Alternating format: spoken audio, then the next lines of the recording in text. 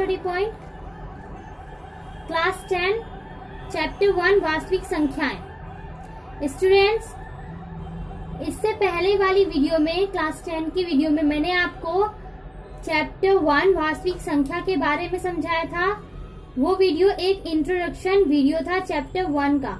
तो मैं आप लोगों को रिकमेंड करूंगी कि आप ये वाली वीडियो देखने से पहले वो वाली वीडियो देख लें, ताकि आपको ये जो चैप्टर है अच्छी तरह से समझ में आए। तो उस वीडियो में हमने बात की थी वास्तविक संख्याएं क्या होती हैं, यूक्लिड विभाजन प्रमेय और यूक्लिड विभाजन एल्गोरिदम के बारे में। तो आप वो वीडियो पहले जरूर देखें। इस वीडियो में हम उदाहरण 1, 2, 3, 4 चैप्टर 1 का सॉल्व करेंगे। उदाहरण 1 है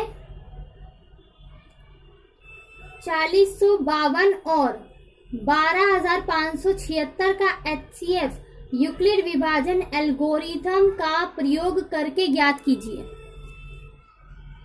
तो मैंने आपको बताया था यूक्लिड विभाजन एल्गोरिथम के बारे में। तो ये क्या होता है? यूक्लिड विभाजन एल्गोरिथम का प्रयोग दो धनात्मक पूर्णांकों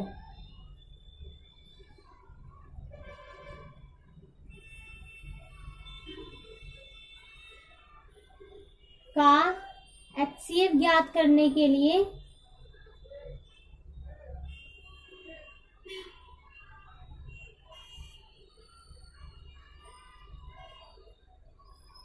इस विभाजन एल्गोरिथम का प्रयोग किया जाता है दो धनात्मक पूर्णांकों का HCF ज्ञात करने के लिए। जैसे कि ये दो धनात्मक पूर्णांक है हमारे पास और इनका हमें HCF निकालना है, तो हम यूक्लिड विभाजन एल्गोरिथम का प्रयोग करेंगे। इसका फॉर्मूला क्या होता है? A बराबर BQ प्लस R, और जहां पर 0 बड़ा होता है R से और R बड़ा होता है B से। R क्या होता है? हमारा शेषफल, और B क्या होता है? भाजक। ये सब आपको तभी समझ में आएगा जब आप इससे पहले वाली वीडियो देखेंगे। वीडियो की लिंक मैं आपको डिस्क्रिप्शन में भी दे दूंगी। स्टूडेंट्स, मान लीजिए आपके पास दो धनात्मक पूर्णांक है, एक है 455 और एक है 42, और इनका आपको निकालना है HCF यूक्लिड विभाजन एल्गोरिथम का प्रयोग करके। तो ध्यान से देखिए, ये बहुत ही आसान है। हम कैसे इनका HCF निकालेंगे इन दो धनात्मक पूर्णांकों का। 42 को रखा बाहर, 455 को रखा अंदर। अब देखिए, 42 को 45 से भाग किया, 42 एक कम 42, 5 में से 2 गए, 3 बचे, यहां से उतारा 5। देखिए, इसको बोलते हैं B यानी भाजक,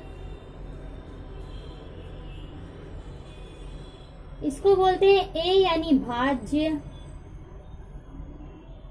इसको बोलते हैं Q यानी भागफल, और ये हो गया हमारा R यानी शेषफल।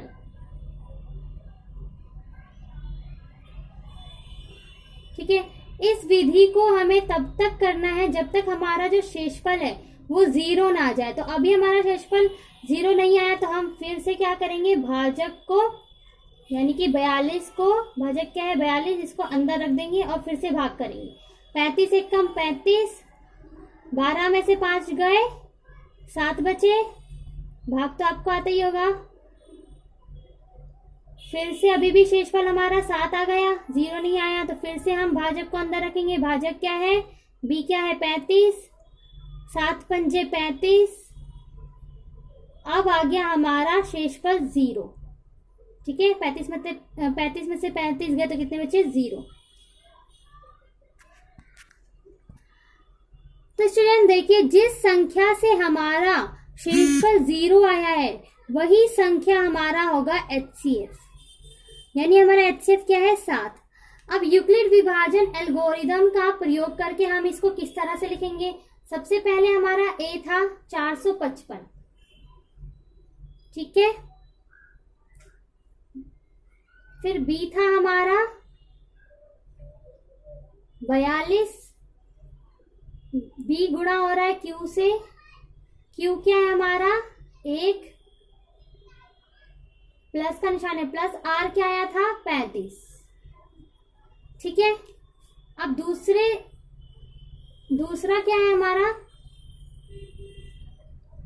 दूसरे में हमारा भाजक था, हमारा भाज्य था 42, यानी ए क्या था 42, बी क्या था 35, फिर क्यू क्या आया 1 और शेषफल कितना आया था 7। ठीक है। फिर जब हमने दोबारा भाग किया तो क्या आया, ए क्या आया 35, बी क्या आया 7, क्यू क्या आया 5 और आर क्या आया हमारा 0। ठीक है।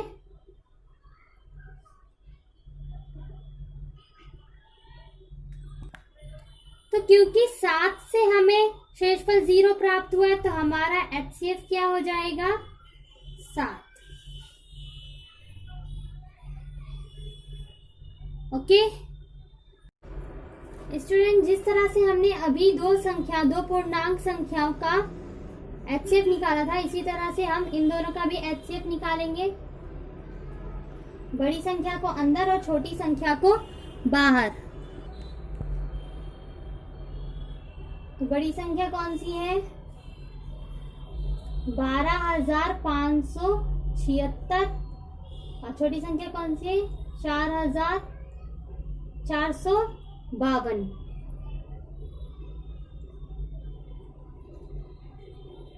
ये जो सम है थोड़ा सा लेंदी जाएगा, तो देखते जाइए इसको किस तरह से इसका HCF निकालते हैं। ठीक है, कुछ नहीं करना, जिस तरह से हम भाग करते हैं उसी तरह से करेंगे। 452 को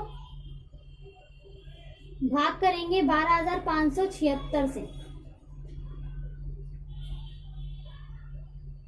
तो पहले 2 से करके देखते हैं। 452 का पढ़ा 2 बार पढ़ते हैं, 2 दूनी 4, 2 पंजे 10 का 0 हाथ से लगा 1, 1 का 1, 2 चौक 8। 452 का पढ़ा 3 बार पढ़ते हैं, 3 दूनी 6, 3 पंजे 15 का 5 हाथ से लगा 1, 1 का 1, 3 चौक 12। तो 12,576 से जो छोटा आएगा 12,576 452 के पाड़े में नहीं आएगा, इससे छोटा आएगा 12,156।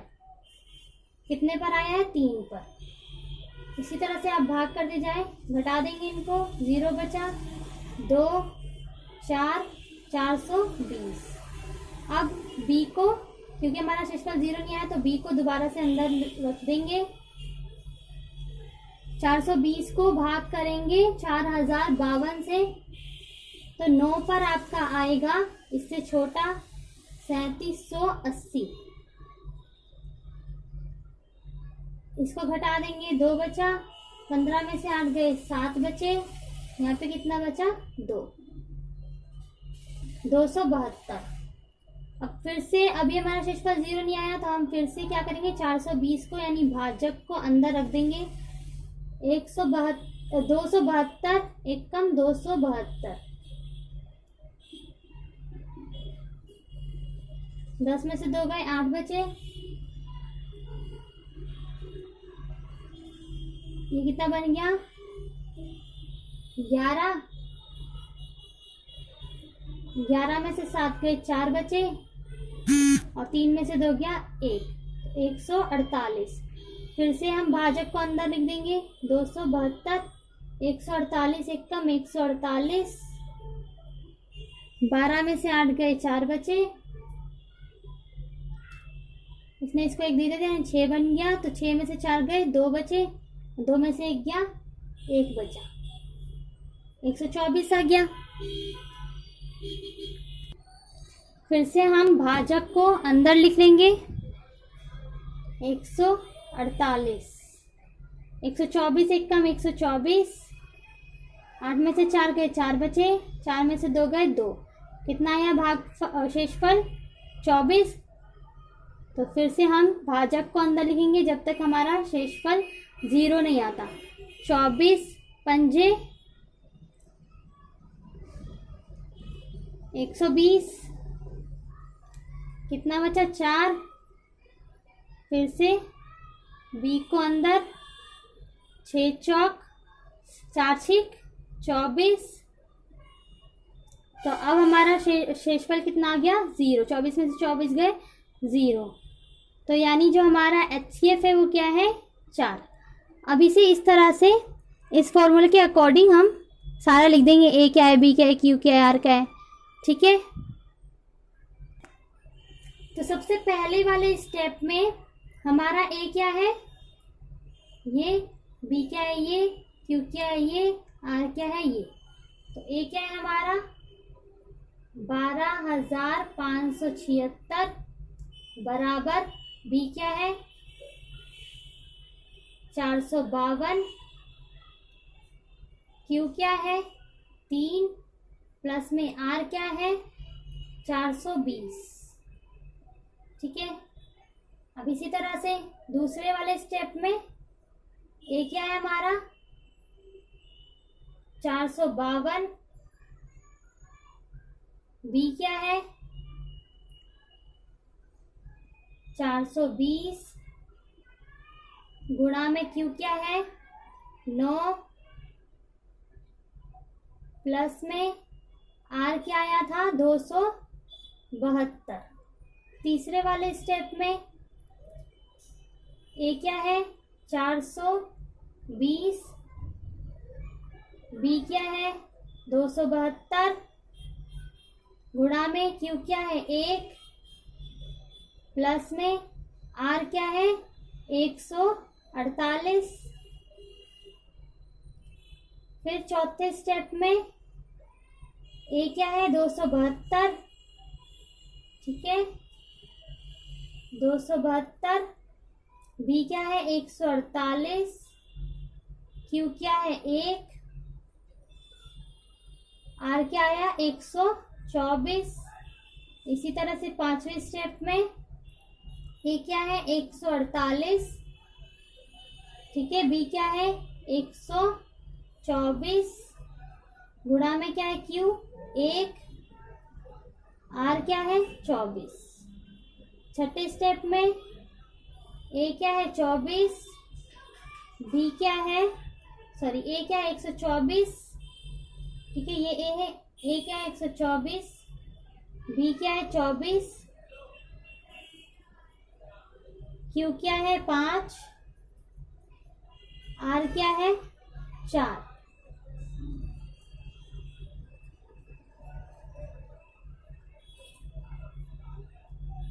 सातवें स्टेप में ए क्या है 24, बी क्या है 4, क्यू क्या है 6,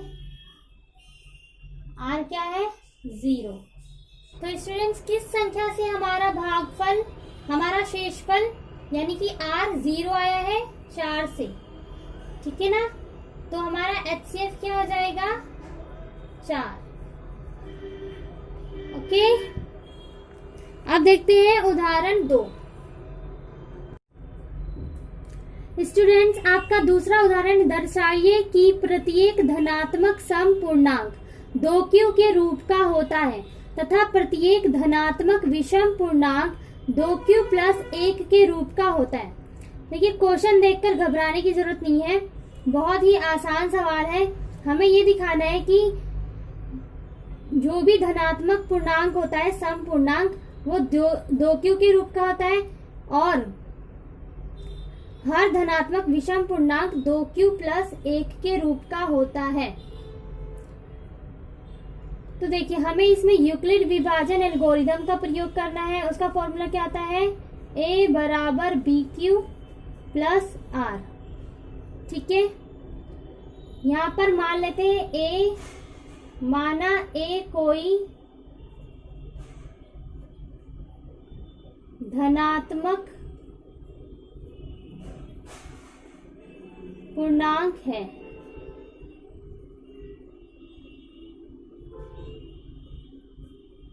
ठीक है। तो आप देखेंगे कि यहाँ पर देखिए 2 जो है Q के साथ गुणा हो रहा है, तो इसका मतलब 2 क्या है B है। तो b क्या हो जाएगा हमारा 2। ठीक है, अब इस इक्वेशन के हिसाब से अगर हम इसे रख लें a बराबर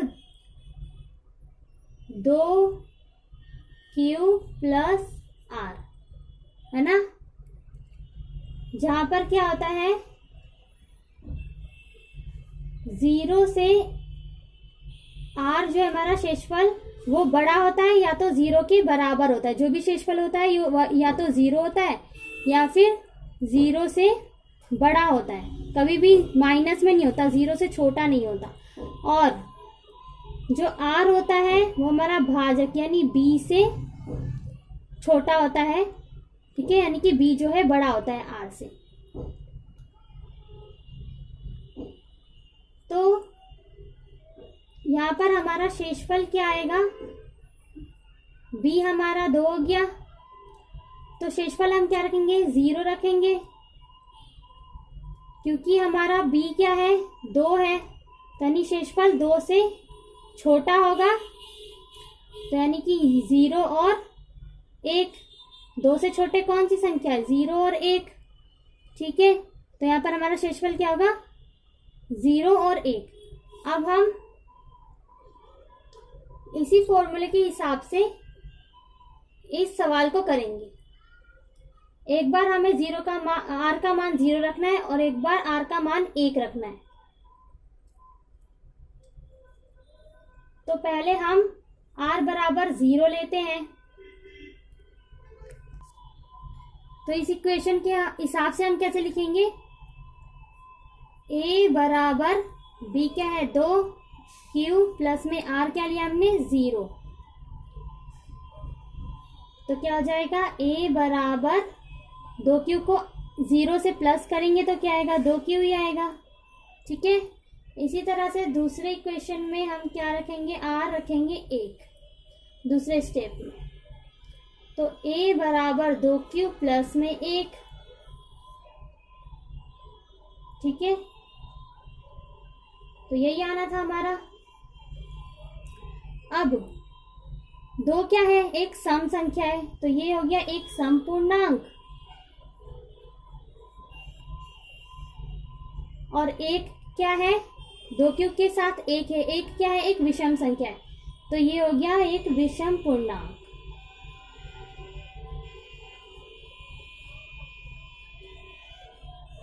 अतः हम कह सकते हैं कि जो प्रत्येक धनात्मक सम पूर्णांक होता है वो 2q के रूप का होता है, और जो विषम पूर्णांक होता है वो 2q प्लस 1 के रूप का होता है। ये हो गया आपका आंसर। तो स्टूडेंट देखा ना आपने कितना इजी था ये, मैं आपको एक बार और बता देती हूँ। हमें ये दिखाना था कि जो प्रत्येक धनात्मक सम पूर्णांक है वो 2q के रूप का होता है, और जो प्रत्येक धनात्मक विषम पूर्णांक है वो 2q प्लस 1 के रूप का होता है। ठीक है, तो हमें यूक्लिड विभाजन एल्गोरिथम का प्रयोग करना था, तो हमने ये फॉर्मूला लगाया, फिर हमने a को कोई धनात्मक पूर्णांक मान लिया और b हमारे पास क्या है 2, q ऐसे कैसा, और r हमने एक बार 0 लिया और एक बार 1 लिया, क्योंकि b क्या है 2, तो r 2 से छोटा होना था, या तो 0 हो सकता है और या तो 1 हो सकता है। ठीक है, तो हमने ये लेकर 0 का r का मान 0 और r का मान एक बार 1 रखकर इसको सॉल्व किया, तो हमारा 2q हमें दिख गया कि ये एक समपूर्णांक है, और 2q प्लस 1 क्योंकि 1 एक विषम संख्या है तो ये एक विषम पूर्णांक है। आइए आप देखते हैं उदाहरण 3। आपका जो उदाहरण 3 है वो भी बिल्कुल इसी तरह से है, बहुत ही आसान है। दर्शाइए कि एक धनात्मक विषम पूर्णांक 4q प्लस 1 या 4q प्लस 3 के रूप का होता है। हमें पता है कि 1 और 3 क्या है विषम संख्या है, तो यहाँ पर बताया कि धनात्मक विषम पूर्णांक 4q प्लस 1 या 4q प्लस 3 के रूप का होता है, जहाँ q एक पूर्णांक है। तो इसको भी इसी तरह से करेंगे, a को मान लेंगे a एक धनात्मक पूर्णांक है, माना a एक धनात्मक पूर्णांक है,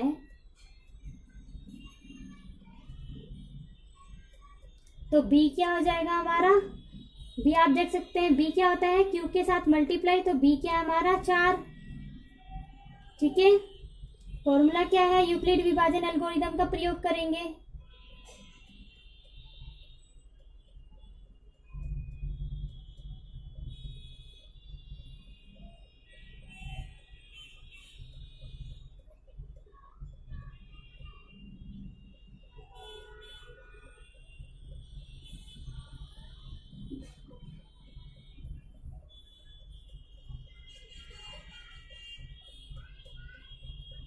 तो क्या आएगा, ए बराबर बी क्यू प्लस आर। तो ए बी क्या है हमारा 4, क्यू कोई पूर्णांक है और आर, तो आर का मान हम निकालेंगे। क्या होगा आर का मान, क्योंकि जो आर है वो 0 से या तो 0 होना चाहिए या तो 0 से बड़ा होना चाहिए, और आर जो आर से बड़ा होना चाहिए हमारा बी, तो बी क्या है 4। ठीक है, तो यानी कि आर जो हमारा वो बी से छोटा होगा। तो आर क्या हो सकता है 0, 1, 2, 3। तो आर का हम मान रखेंगे 0, 1, 2, 3। अब इन मान को रखकर हम इसे सॉल्व करेंगे। तो सबसे पहले हमें आर लेना है 0। तो अगर हम आर 0 लेते हैं तो ए बराबर बी क्या है 4, क्यू प्लस में आर 0, तो क्या हो जाएगा ए बराबर 4 क्यू। ठीक है, और दूसरे में क्या होगा, अगर हम आर 1 लेते हैं तो ए बराबर 4 क्यू प्लस 1। अगर हम आर 2 लेते हैं, ए बराबर 4 क्यू प्लस 2। अगर हम आर 3 लेते हैं, ए बराबर 4 क्यू प्लस 3। तो स्टूडेंट्स हमें बताना क्या कि 4 क्यू प्लस 1 और 4 क्यू प्लस 3 एक विषम पूर्णांक है। तो सम पूर्णांक कौन से हैं? सम पूर्णांक एक तो 4 क्यू है और एक 4 क्यू प्लस 2 है, क्योंकि हमें पता है कि 2 क्या है, एक सम संख्या है। ठीक है, और 0 भी क्या है, सम संख्या है। तो हम यहाँ पे लिख देंगे सम पूर्णांक कौन से है, 4 क्यू प्लस में 4 क्यू और 4 क्यू प्लस 1। तो विषम पूर्णांक कौन से हुए, अतः विषम पूर्णांक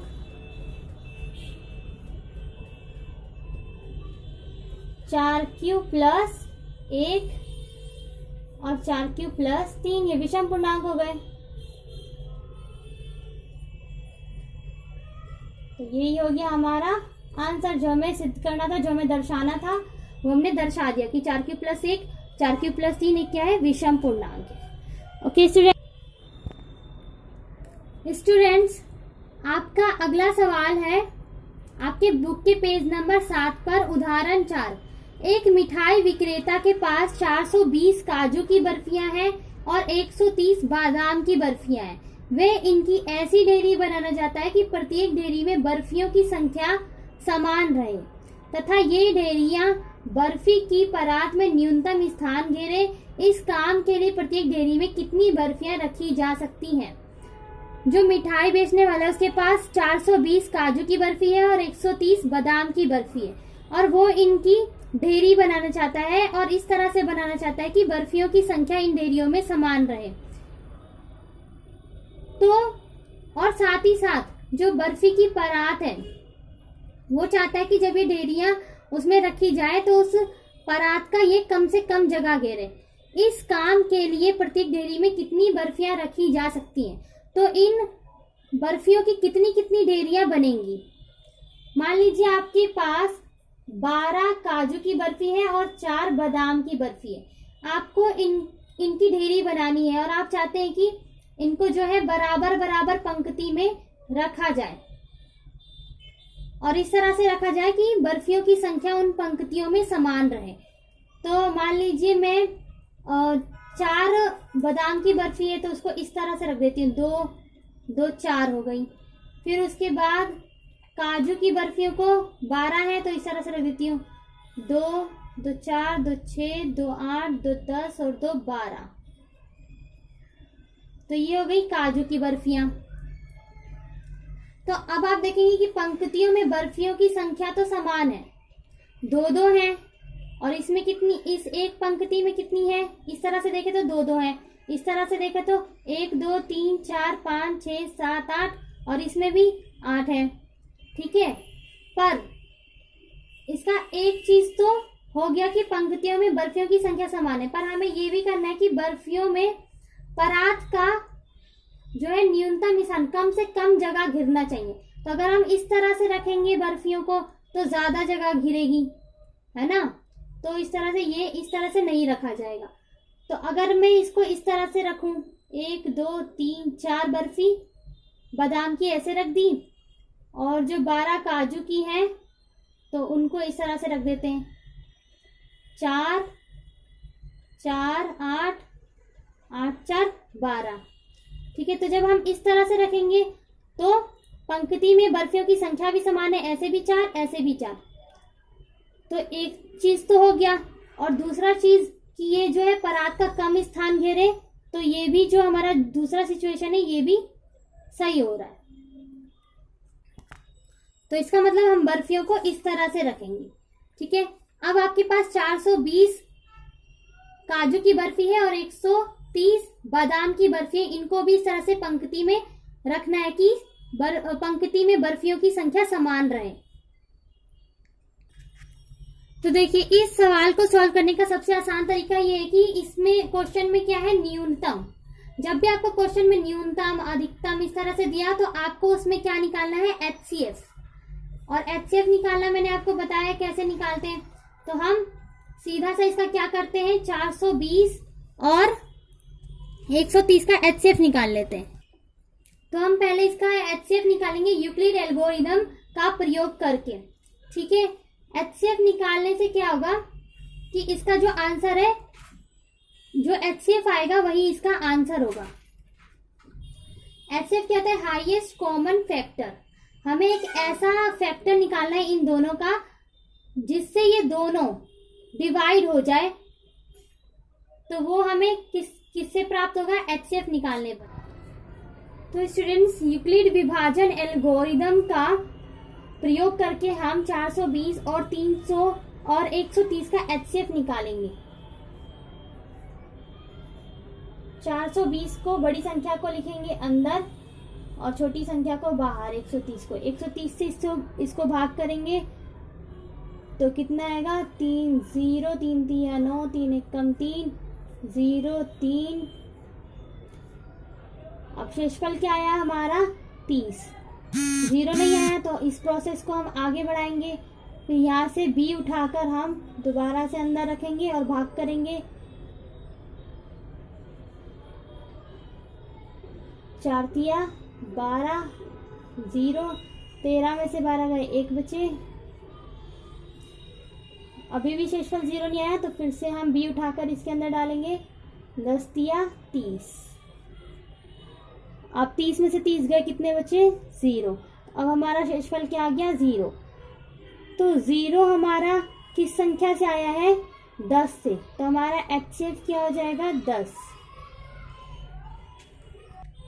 तो जो एचसीएफ है वही हमारा आंसर है। तो इसका मतलब जो बर्फी विक्रेता है वो प्रत्येक प्रकार की डेयरियों की 10-10 की डेयरियां बनाएगा, प्रत्येक प्रकार की बर्फियों की 10-10 की डेयरियां बनाएगा। तो हम यहाँ पे लिख देंगे, अतः मिठाई विक्रेता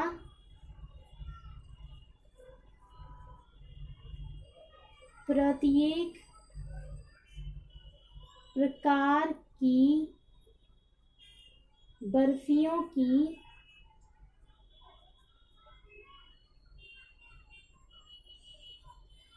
10-10 की डेयरियां बनाएगा।